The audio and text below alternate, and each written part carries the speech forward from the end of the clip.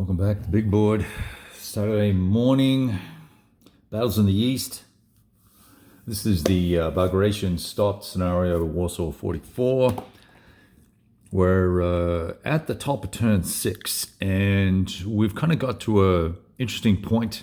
So what I intend to do, if you're interested, is quickly summarize the gameplay situation post turn 3, since I had there's a video coming out this morning about turns 1 through 3, just in general.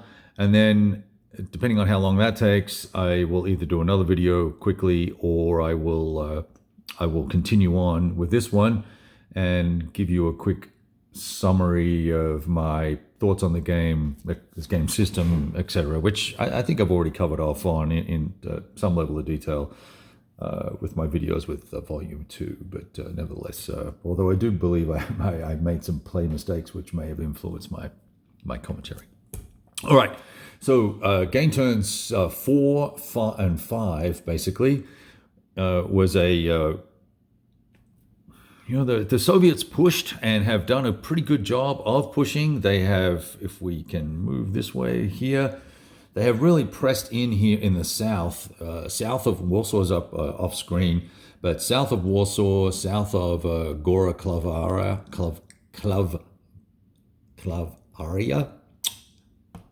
that hex right there, which is one of the key crossing points. And here are the two special crossing points near Vilga and Tarnow, or Tarnov, perhaps.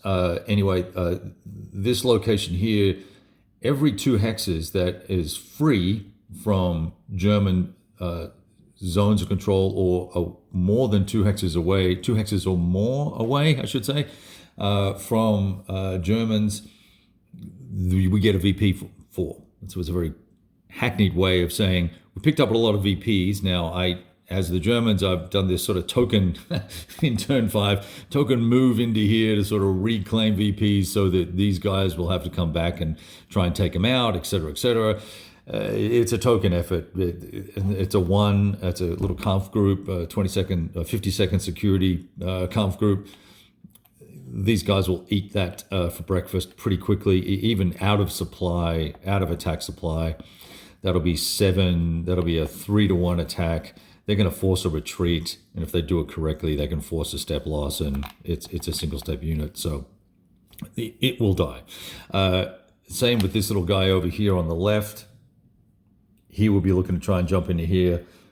These guys will keep what will approximate 8+ VPs. So why is that important? It's important because the strategic victory is 8+ VPs, and I haven't even got to any of the victory point locations in the north yet, just through combination of bad die rolls, inept gameplay, overly aggressive German counterattacks, and part of it here is also I may have missed a couple of the division core integrity bonuses. But for both sides, so on occasion I have only given the Germans 1 column shift to the right when they're attacking, and or none for defense for the Germans. But I have also not given the Russians their DCIs on defense. So that is changed or perhaps enhanced the kill rates here and the loss rates. It's more retreats than losses, because everyone's tending to retreat versus actually take losses where they can. So there's been a lot of heavy activity with 3rd, 5th, and 19th. 3rd and 5th SS and 19th Panzer.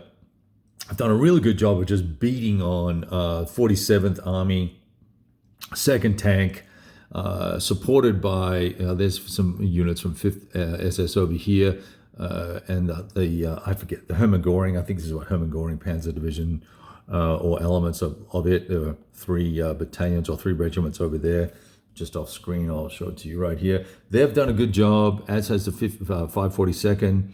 they get defensive bonuses and all that sort of good stuff, and offensive bonuses. And the reason why you know that is because of this. Whoopsie! See this bolded lettering here. It's the unit identifier designation. So where you see those, see here we don't have one, right? Where you see those, you're receiving DCI bonuses if you have enough units in the stack. So here's one unit from the Polish tank. If I had these two together here, they would receive their DCI bonus, but we don't because we've had to spread out given the nastiness of the German counterattacks, right? So so for 2 turns, it's been a push and shove, backwards and forwards go here, really with the Germans having the upper hand. But down in the south, as 69th and 8th Guard crossed the river just off screen here, as they crossed this river here and pressed in, it really forced the Germans pulled back probably too quickly, and it gave away and will give away too many VPs, right? So that's the first big mistake, and they don't have the forces to make the effort to try and recapture that unless we do this naughty bullshit that I'm doing down the bottom, you know, slinking a unit in, stuff like that. Up here in the north, we've got a different situation where most of the formations of the Soviets have no attack supply. They're not out of attack supply. They have no attack supply. And they are only able really to mount 1 effective attack per turn. And you'll note here also, look, there's not going to be any DCI bonuses for this particular unit, but this Panzer unit, if he can find his little buddy and get together, they'll receive bonuses. So you've got to be always thoughtful about how you're keeping your formations together, which I have for both sides, but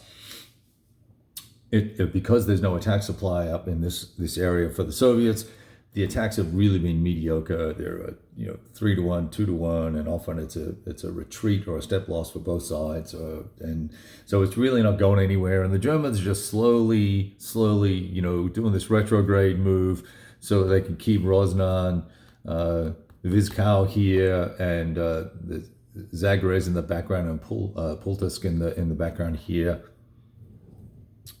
These 2 cities here. I'll move this a little bit so you can see it. So there's 1, 2, 3. Oh, and Sirok is here as well. So that's kind of the deal, right? And I think unless I've got to do. I think I've got to do I've done the mech move for the Germans, so it is the top of turn 6. So I'll have to check the supply ratings and all that sort of nonsense because there's some little tricky bits with attack supply and who is in or out of attack supply for a given turn for the Soviets. So we're going to make sure we don't shortchange them and kind of go for it from there. But I think the Soviets have got this well in hand at this point. There's really nothing I can do down here to prevent anything from happening down here, or all these VPs from being accumulated. I can abandon these forts, but then I'm going to give up all these hexes here. So I can't really leave this area because these 3 units will come in here and pick up points, right? And I also for the Soviets, they've got a whole another army approaching here that can reinforce this and perhaps just at least hold the line here and not let the Germans be so aggressive and just push and smash their way through stuff as they have been for the last little bit. All right, so look, that's the gameplay. Now, if you're interested, let me just grab a sip of water. Let's just talk about the system a little bit and where it puts you. And general impressions. Now that I've had my second play, a lot more comfortable with the rules. I still have been doing a little bit of looking up just because, I've been playing a lot of different game systems over the last 3 or 4 weeks in between touching volume 2. So I found myself thinking that I was playing either Ardennes 2 or North Africa 41 or whatever the case may be. And so I had a little bit of rules muddling going on over the last couple of weeks. And with all the other nonsense going on in my life at the moment, it has been hard to have that clarity in the rule book. And I didn't really bother. I didn't bother to dig out my rules summary like I usually do. So anyway, straightforward gameplay, really. Fast playing. There's, a limited number of choices. You're really just looking to, in essence, find the best odds based on a set of circumstances that you have. I think I talked in the last video about, trying to avoid losses for either side is really kind of a moot point, because there's nearly always an opportunity all the way up to 8-1. In fact, up to 9-1, there's an opportunity for a loss as the attacker, right?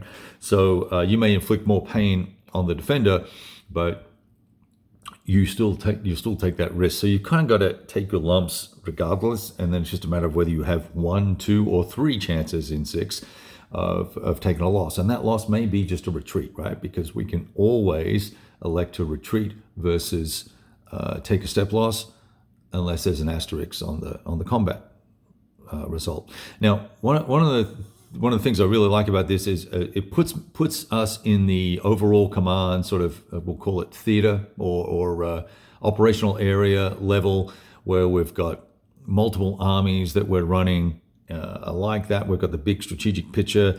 There's not enough movement points for a lot of big maneuvers, a lot of sort of cut and thrust type activities. Although the Germans have done a couple of overruns here and there, but generally speaking, there's not been much of that. The second tank folks really did a kind of half-assed effort with their approach across the river, and probably a little too aggressive too early, and got themselves into a little bit of trouble. So from that command perspective, that's the vision I think you need to have for the game. Tie it into some pretty neat victory conditions, which really force both players to be aggressive in counterattacking and aggressive on the offensive. I really like that about it. I've already mentioned the components. I think they're great.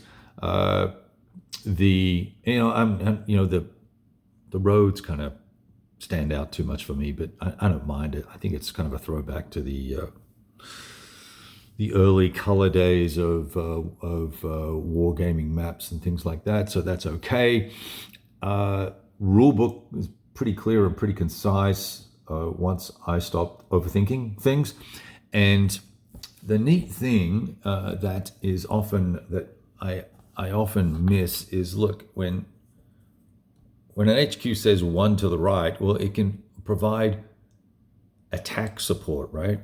I'm going to move the camera and show you this here. Over here for the DCIs, these Division Corps integrity bonuses, you can see there are both to the right and to the left benefits, and there's also leaders that have defensive benefits as well, right? So it's all very clear if you just chill the heck out, take your time, and pay attention, Kevin.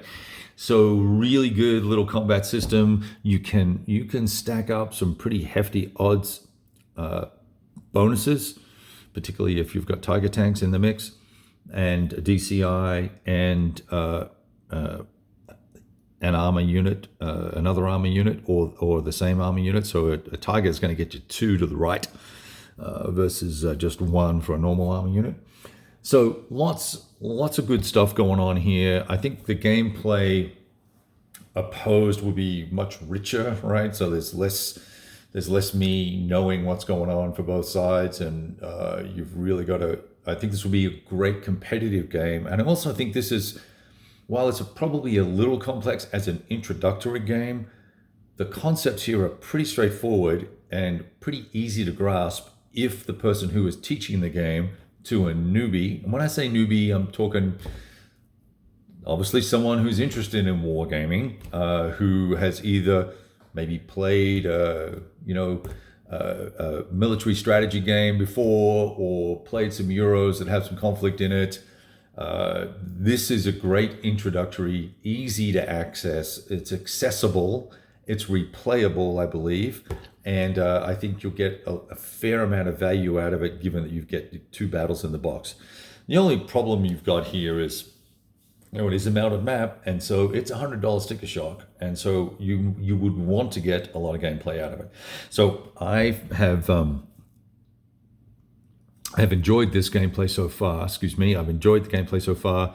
I think I'm looking forward to playing Opposed. I'm hoping that when Vassal modules are available, if they may already be available, I'm not sure. I will be looking into trying to get this on the table with my Monday night opponent, with Steve, at some point in the near future, just because it's pretty straightforward, and I love these little scenario cards that outline everything that goes on, very clear and concise, and helps you understand the scenario specific rules. So look, a little bit of a long-winded commentary.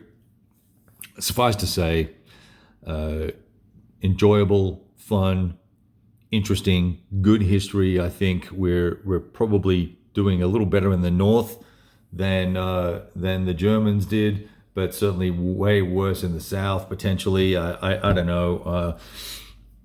If we played this all the way out, I can see the Germans just collapsing on Warsaw and then trying to hold the city locations, the Red Star locations up in the north.